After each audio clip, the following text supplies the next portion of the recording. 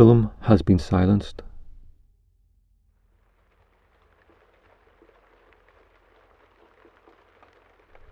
The sound has been left bereft of its partner.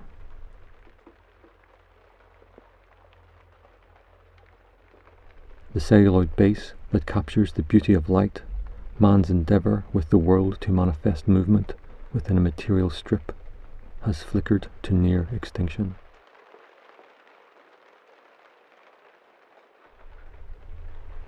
A century of science and poetry dwindles and dies. Those recorded become the artifacts of a dying race of men.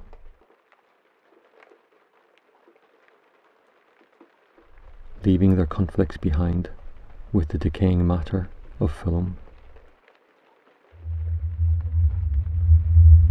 Is there peace in this silence?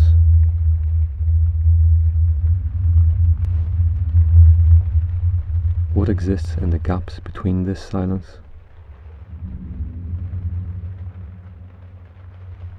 But these remnants of matter, masked from reality, are but fragments of time without a shoulder of context or a breath of new light.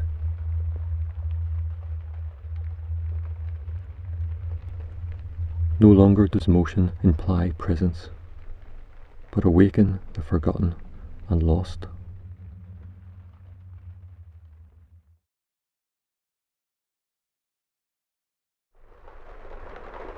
As I feel the memories fade, I am left not with anger, but with silence.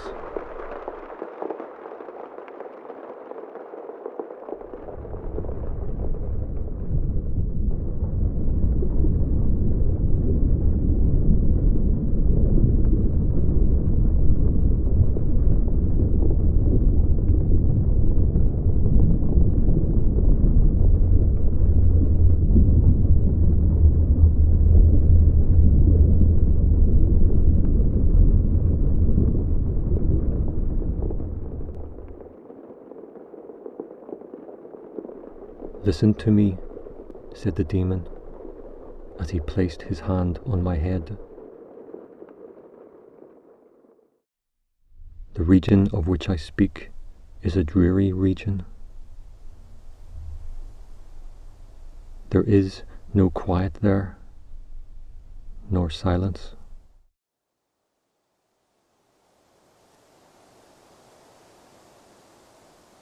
For many miles on either side of the riverbed is a pale desert of gigantic water lilies.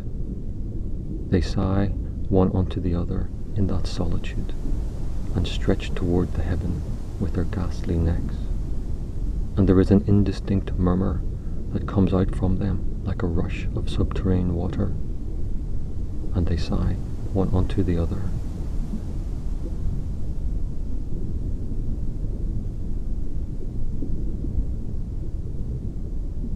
But there is a boundary to their realm, the boundary of the dark forest. There, like the waves, the undergrowth is agitated continually, but there is no wind throughout the heaven, and there is no quiet nor silence.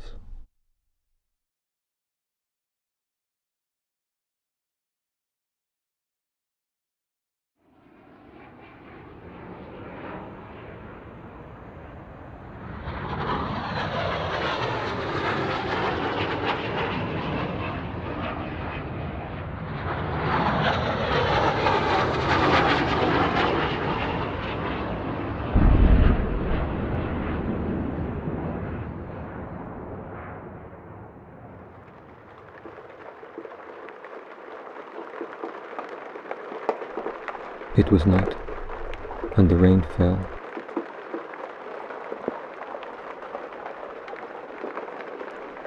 But having fallen, it was blood.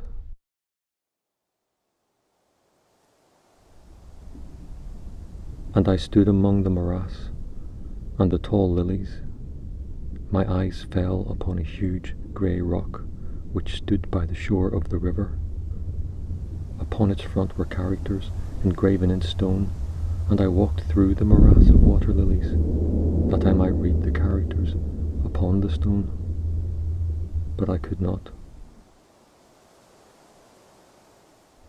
And I turned to look at the rock and the characters. The characters were desolation.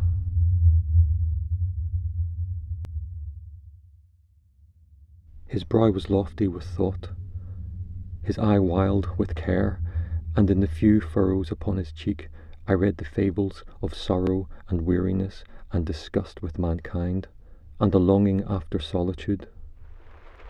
And I lay close to observe the actions of the man, and the man trembled in the solitude, but the night waned, and he sat upon the rock.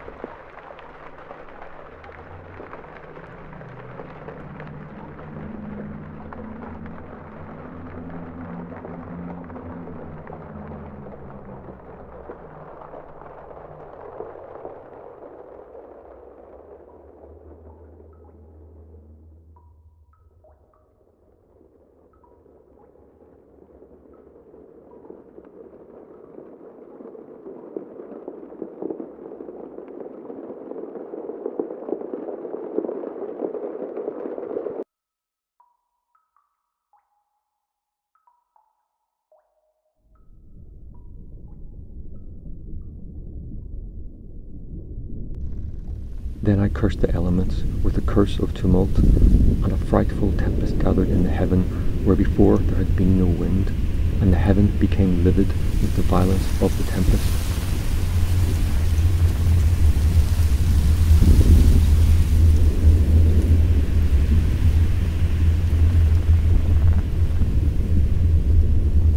And the man trembled in the solitude, but the night waned, and he sat upon the rock.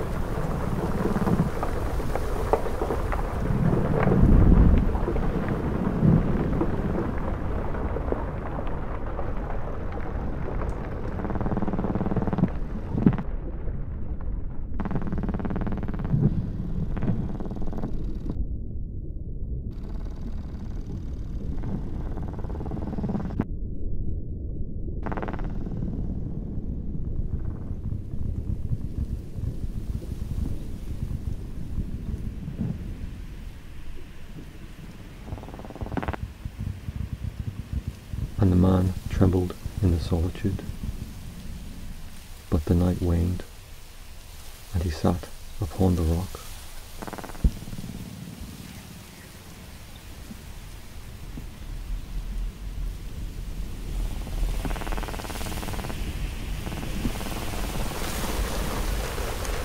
And the rain beat upon the head of the man, and the floods of the river came down, and the river was tormented into foam, and the water lilies shrieked within their beds, and the thunder rolled, and the lightning fell, and the rock rocked to its foundation. And I grew angry, and cursed with the curse of silence.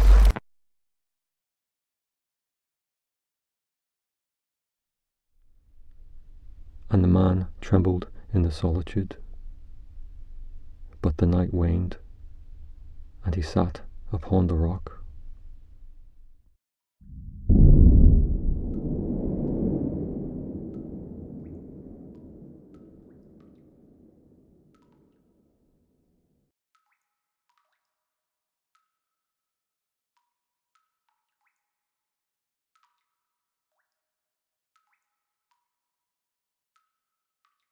I am not here only in this encapsulated body, I am there also.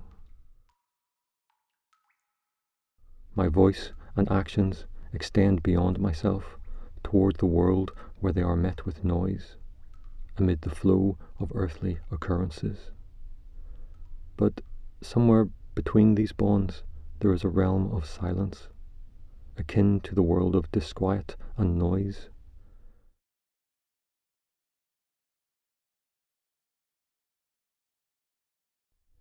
My words are between these two worlds, and my actions belong to both motion and stillness, spoken and said.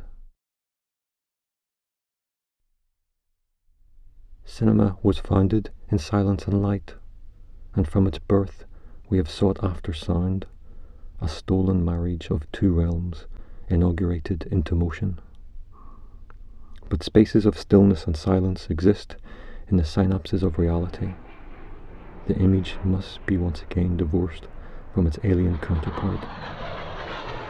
They are waves of parallel realities, and I am their child.